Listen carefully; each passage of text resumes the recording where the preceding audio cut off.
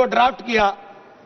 मुझे बड़ा ताज्जुब होता है बार बार, वक्फ के बारे में आपको जानकारी, वक्फ है क्या? वक्फ एक फरीजा है हर मुसलमान के लिए, जो जिसकी जो हैसियत है वो अपनी हैसियत के हिसाब से अपनी प्रॉपर्टी को या किसी भी चीज को अल्लाह की राह में वक्फ करता है। और इस वक्फ के जो ड्राफ्ट करने वाले लोग थे, जो उन्होंने बिल ड्राफ्ट किया था, उनमें मैक्सिमम लोग वो थे जिनको वक्फ के बारे में जानकारी नहीं थी। और मैं एक बात बहुत दावे के साथ कहता हूं कि 90% लोग ये नहीं बता पाएंगे मुसलमान के अलावा कि पाकी और नापाकी क्या होती है, तो आप वक्फ को क्या जानेंगे? ये जो बार बार कह रहे हैं कि मुस्लिम में सदस्य, गैर मुस्लिम सदस्य शामिल होने चाहिए, नहीं होने चाहिए, वक्फ को मुसलमान समझता है, जानता है, इसकी जो जरूरत है उसको पहचानता है, इसलिए इस बात को कहा जा रहा है, वरना सारा प्रबंधन जो वक्फ बोर्ड का है वो तो सरकारों के ही हाथ में।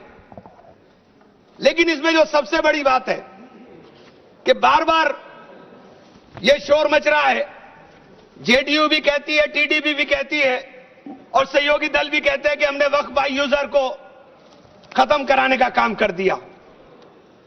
माननीय अध्यक्ष जी, मैं इसकी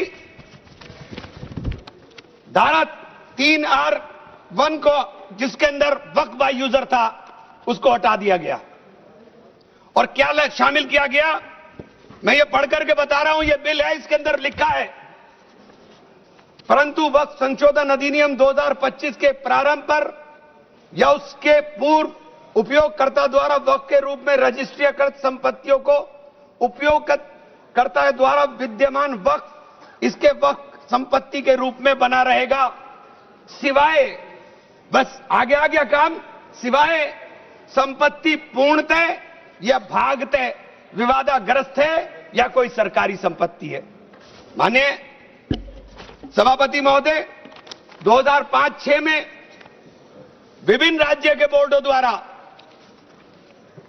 सच्चर कमेटी के समक्ष ये कहा गया, दिल्ली में 316, राजस्थान में 60, कर्नाटक में 42, मध्य प्रदेश में 53, उत्तर प्रदेश में 60, उड़ीसा में 53 ऐसी प्रॉपर्टी हैं जिनके ऊपर सरकार के कब्जा किया हुआ है। इसके बाद जब ये लागू हो जाएगा तो इसके ऊपर से वक्फ का अधिकार खत्म हो जाएगा। दूसरी चीज मैं कहना चाह रहा था, जब आपने सिवाय संपूर्ण और पूर्णतः लिखा और या भागतः लिखा, तो आपने पूरी तैयारी कर करके लिखा। उत्तर प्रदेश इसका सबसे बड़ा उदाहरण है। उत्तर प्रदेश में 11,400 हेक्टेयर लैंड वक्फ की, 14,000 हेक्टेयर में से 14,500 में से 11,500 हेक्टेयर लैंड को सरकारी घोषित कर दिया गया है। 78% लैंड को सरकारी बता दिया गया है। और सरकारी लैंड कौन सी है? उसमें इमामबाड़ा है, उसमें प्राचीन मस्जिदें हैं, उसमें 500-500 साल के पुराने कब्रिस्तान हैं, उसमें ईदगाहें हैं, गांव-गांव के अंदर बनी हुई मसाजिद हैं। और आप कह रहे हैं कि आपने वक्फ बाय यूजर खत्म करा दिया। यह इतना बड़ा हथियार दे दिया कि आप जाइए, लड़ते रहिए। इसके साथ ही इन्होंने कहा कि साहब, अब जब कोई विवाद पैदा होगा तो उस विवाद की स्थिति में डेजिग्नेटेड ऑफिसर उसको सुनने का काम करेगा और वो तय करने का काम करेगा कि ये प्रॉपर्टी किसकी है। लेकिन वो तय कब करेगा, इसकी कोई समय सीमा नहीं। और जब तक वो तय नहीं करेगा, वो प्रॉपर्टी का मालिक सरकार रहने का काम करेगी। तो 11,500 हेक्टेयर लैंड तो उत्तर प्रदेश के अंदर, और कर्नाटक का विवाद सबके सामने है।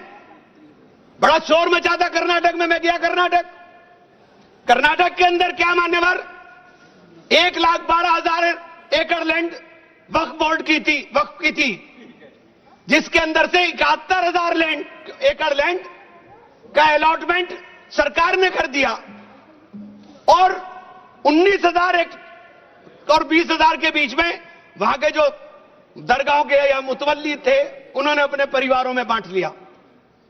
तो ये जो हंगामा बचा, 1999 में एक आदेश आ गया, वक्फ ऑलवेज वक्फ, तो ये पुराना आदेश नल एंड वाइड हो गया। सरकारें भाजपा की भी रही, कांग्रेस की भी रही, दोनों सरकारों ने नोटिस इश्यू किए। मैं उन नोटिस की कॉपी भी लेकर आया था। दोनों सरकारों ने नोटिस इश्यू किए, लेकिन जेपीसी ने हंगामा उतरा तो सब हमारे चेयरमैन साहब भी हवाई जहाज लेकर के गए, लेकिन खोदा पहाड़ निकली चुईया, वहां कुछ मिला ही नहीं, वहां कुछ नहीं मिला। इसी तरह से कहना चाहता हूं कि ये जो विवाद वाली स्थिति में आपने डेजिग्नेटेड ऑफिसर का प्रावधान किया, लेकिन उसके सामने ये नहीं लिखा कि ये कब तक तय करेगा। और आप बार बार कहते हैं कि साहब ये जो इसका संरचना होगी, इसकी 22 मेंबर वक्फ काउंसिल में होंगे, उसके अंदर 22 मेंबर में 10 मेंबर मुसलमान होंगे, सही है, 2 महिलाएं होंगी, सही है, लेकिन 12 मेंबर उसके अंदर नॉन मुस्लिम हो जाएंगे। वक्फ बोर्ड के अंदर पूरा का पूरा बहुमत गैर मुस्लिम भाइयों का हो जाएगा। मुझे इससे मतलब नहीं, क्योंकि मैंने अभी कहा कि भाई आप दूसरे जो ट्रस्ट हैं या जो दूसरे धर्म के ट्रस्ट हैं, उनके अंदर क्या आप दूसरे धर्म के लोगों को शामिल करने की अनुमति देंगे? नहीं है।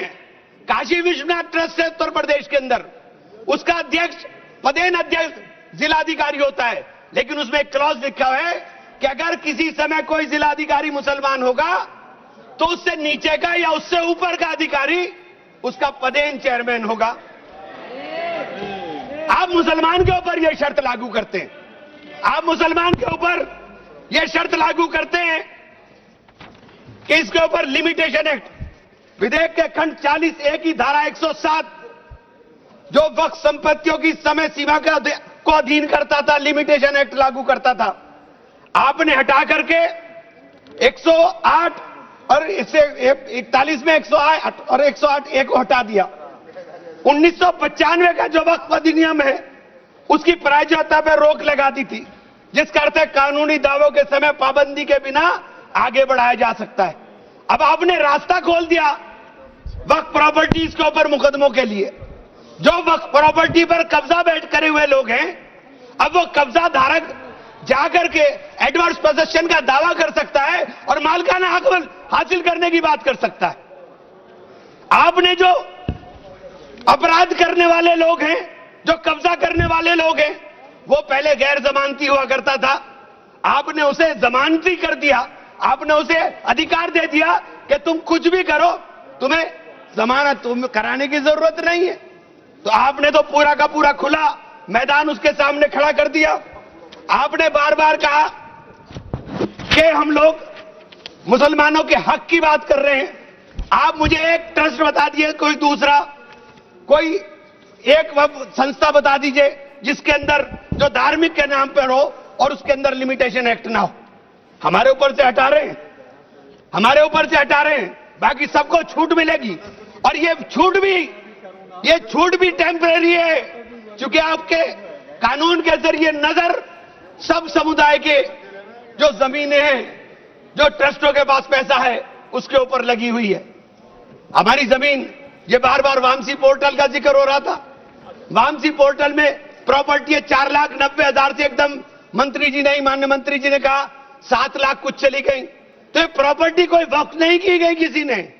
ये जो वामसी पोर्टल के ऊपर दर्ज हुई संपत्ति, कब्रिस्तान के अंदर वसूगा, एक प्रॉपर्टी वसूगा, एक प्रॉपर्टी मस्जिद, एक प्रॉपर्टी में कब्र, एक ही प्रॉपर्टी की 3-3, 4-4 बना दी। और आपने बता दिया कि वामसी पोर्टल ने, और 10 साल माने मंत्री जी, 10 साल का बहुत समय होता है।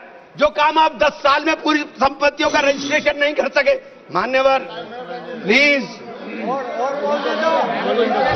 सब प्लीज आप मान्य नहीं, वामसी पोर्टल पर आपने बार बार 10 साल में काम नहीं कर सके। आप कह रहे हैं कि 6 महीने के अंदर सारी संपत्तियों का रजिस्ट्रेशन करा लेना, और सारी संपत्तियों का अगर रजिस्ट्रेशन नहीं होगा तो वो संपत्तियां वक्फ की नहीं बचेंगी। रजिस्ट्रेशन कौन करेगा? रजिस्ट्रेशन आपके अधिकारी करेंगे। जब 10 साल में नहीं कर सके तो 6 महीने में कैसे करेंगे? और ये पूरी तरीके से संविधान विरोधी कानून है। साथ